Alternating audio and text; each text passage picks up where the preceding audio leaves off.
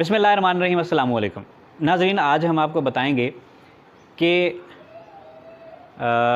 इंसान जो है वो अपनी मुखालिफ जिन्स से बचने के लिए मुख्तलिफ़ हीले बहाने करता है और उससे बचने में कामयाब होता है। और ये जबिलत जानवरों में भी पाई जाती है कि वो अपने सिन्फ मुखालिफ से बचने के लिए किस तरह की हरकतें करते हैं।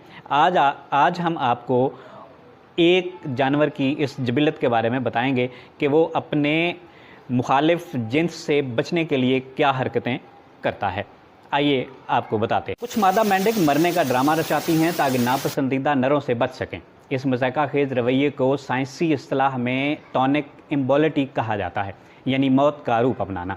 ये रवैया ख़ास तौर पर यूरोपियन कॉमन फ्रॉग्स में देखा गया है। तहकीकी मुताले ने इस बात की तस्दीक की है कि मादा मेंढक जब मर्द की जिनसी हरासगी या जोश के बायस दबाव में आती है तो ख़ुद को इससे दूर करने के तौर पर यह हरकत अख्तियार करती है। तहकीक से पता चला है कि जब नर मादा को घेर लेते हैं तो मादाएं दर्ज झैल रद्द अमल ज़ाहिर करती हैं। नंबर 1, जिस्म को घुमाकर असर नौ जगह बदलने की कोशिश। नंबर 2, नर के आवाज़ की नकल करने वाली आवाज़ें।